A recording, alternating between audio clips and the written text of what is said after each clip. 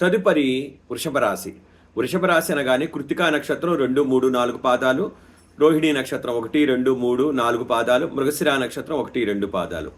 ఈ ఊ ఏ అనే అక్షరాలు, ఓ వా వి వు అనే అక్షరాలు, వే ఓ అనే అక్షరాలు కూడా వృషభ రాశి కింద వస్తాయండి, నామాక్షరాలు. మరి ఆదాయం 11, వ్యయం 5 మాత్రమే. అంటే ఖర్చు తక్కువ ఉంది, ఆదాయం ఎక్కువ ఉంది. మరి రాజపూజ్యం 7, అవమానం 3. మరి గురుగ్రహ సంచారం చూస్తే మే వరకు శుభుడుగా ఉన్నాడండి, లగ్నంలో ఉన్నాడు, ధన నష్టం జరుగుతుంది, అభివృద్ధికి ఆటంకాలు కలుగుతాయి. మరి అక్టోబర్ వరకు చూస్తే శుభుడుగానే ఉన్నాడు, దైవ దర్శనం, కుటుంబ సౌఖ్యం ఉందండి. మరి డిసెంబర్ వరకు చూస్తే సాధారణ శుభుడుగా ఉన్నాడు, బంధుమిత్రులతో వైలం కలుగుతుంది. మరి మార్చి వరకు చూస్తే గురుగ్రహ సంచారం శుభుడుగున్నాడు, శుభవార్తలు వింటారు, అభివృద్ధి కార్యక్రమాలు చేపడతారు. మరి శనిగ్రహ సంచారం చూస్తే ఈ సంవత్సరం ఉగాది నుంచి ఉగాది వరకు 11వ స్థానంలో ఉన్నాడండి, లాభస్థానంలో సువర్ణమూర్తిగా ఉన్నాడు, శుభుడుగున్నాడు, ఆకస్మిక ధనలాభం కలుగుతుంది, సంతోషం కలుగుతుంది, కీర్తి ప్రతిష్టలు కలుగుతాయి.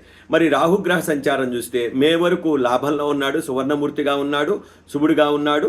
మరి శుభవార్తలు వింటారు, కార్యాలు అన్నీ జయమవుతాయి, లాభాలు కలుగుతాయి.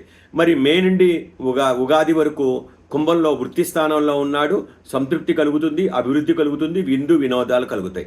అలానే కేతుగ్రహ సంచారం మే వరకు చూస్తే గనక 5వ స్థానంలో ఉన్నాడండి. పిల్లల విషయంలో చాలా జాగ్రత్తగా ఉండాలి. అంతేకాకుండా మరి మే నుంచి ఉగాది వరకు 4వ స్థానంలో ఉన్నాడండి. అనుకున్న పనులు ఖచ్చితంగా వాయిదా పడతాయి. కొద్దిగా కుటుంబ సభ్యులతో చాలా జాగ్రత్తగా ఉండాలి. ఏ విధంగా చూసినా సరే గనక వీరు గురుగ్రహ శాంతి మరియు ఎక్కువగా కేతుగ్రహ శాంతి చేసుకోవాలి. సంకటనాశన గణేశ స్తోత్రం పారాయణం చేసుకోవాలి. దక్షిణామూర్తి స్తోత్రాలు, దత్తాత్రేయ స్తోత్రాలు చేసుకోవాలి.